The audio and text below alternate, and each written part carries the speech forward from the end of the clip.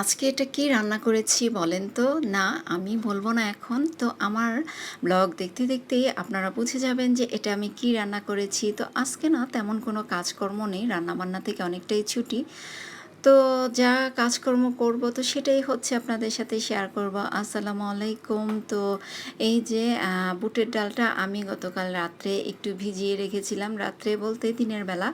তো অনেক সময় দেখা যায় কি বুটের ডালটা দিয়ে অনেক কিছু রান্না করতে হয়। তো বুটের ডালটা আসলে যখন হঠাৎ, হঠাৎ মনে হয় যেন বুটের ডাল দিয়ে এই জিনিসটা খাই, তো তখন কিন্তু বুটের ডালটা আর ভিজিয়ে রেখে খাওয়া সম্ভব হয় না। দেখা যায় অনেকটা সময় লাগে এটা ভিজতে। তো আমি যেটা বুদ্ধি করলাম যে বুটের ডালটা ভিজিয়ে যদি ফ্রিজে রাখা যায় যখন তখন বের করে কিন্তু এটা খাওয়া যায়।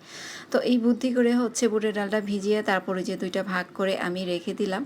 তো আরেকটু হচ্ছে সিদ্ধ করে নিয়েছি, ওটাও হয়তো ফ্রিজে রাখবো। ওটা দিয়ে একদিন সকালের নাস্তায় বুটের যে হালুয়া সেটা করে নেওয়া যাবে। তো আজকে তেমন কোনো রান্না-বান্না নেই। এই যে গতকাল মুরগি রান্না করেছিলাম, তো সেটা রয়ে গেছে। তো হালকা পাতলা কিছু রান্না বলতে আমার পছন্দের, খুবই পছন্দের রান্না আজকে করব। তো পছন্দের মধ্যে হচ্ছে একটা আম ডাল। তো আম ডালটা রান্না করে নিব আর সেই সাথে একটা শাক ভাজি করে নিব। আর কি শাক রান্না করব সেটা আমি এখন বলবো না। তবে আপনারা যদি আন্দাজ করতে পারেন তাহলে বলবেন। তো যেটা রান্না করব এটা আমার খুবই পছন্দের একটা রান্না।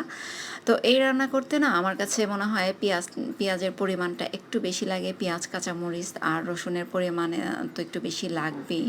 তো তারপর আমি অত বেশি দিতে পারিনি। যতটুকু ছেঁচে আমি নিয়েছি ততটুকু হচ্ছে দিয়ে দিলাম। তো ওই যে পেঁয়াজটা একটু ভাজার পর এখন শাকটা দিয়ে দিচ্ছি। আর এতক্ষণে সবাই বুঝে গেছেন যে এটা কী শাক। হ্যাঁ, এটা হচ্ছে পাট শাক। আর এই শাকটা আমার কাছে তো এখন ভীষণ ভালো লাগে খেতে। দেখা যায় আগে না এই শাকটা খেতামই না। আগে বলতে শাক, সবজি এগুলা একদমই আমি খেতাম না। তো এখন না বিয়ের পর সব কিছুই দেখা যায় একটু, একটু করে খাওয়া শিখে গেছি। এই হচ্ছে অবস্থা।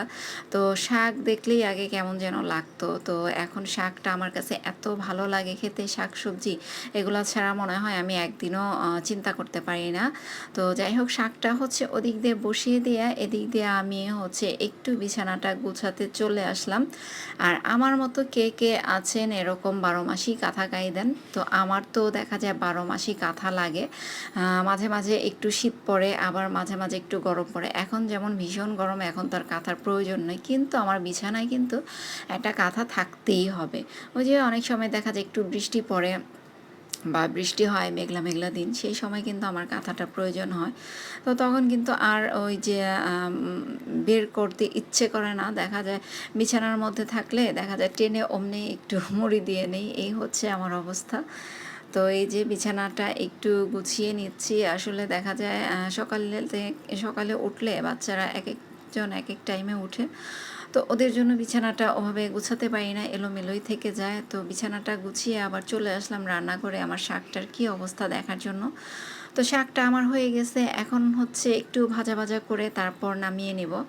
আর আমার কাছে সবচেয়ে সহজ রান্না যেটা মনে হয় শাকের মধ্যে পাট শাক। এই শাকটা রান্না করতে কিন্তু একদমই সময় লাগে না, খুবই কম সময় লাগে। অন্যান্য শাক রান্না করতে আপনি দেখবেন অনেকটাই কিন্তু সময় লাগে, কিন্তু এটা রান্না করতে আমার মনে হয় খুব বেশি হলে ৫ থেকে ১০ মিনিট লাগে, তারপরেই কিন্তু রান্নাটা হয়ে যায়। তো রান্নাটা যেহেতু আমার হয়ে গেছে, এখন হচ্ছে একটা প্লেটে আমি এটা ঢেলে নিচ্ছি। আর প্যানটা হচ্ছে আমি খালি করে ফেলছি। তো এই যে রান্নাটা হয়ে গেছে। আর দেখেন রান্নাটা দেখতে যেমন সুন্দর আর খেতেও কিন্তু পাট শাক অনেক মজা। তো আমার মতো যারা পছন্দ করেন তারাই বুঝবেন এর মজাটা।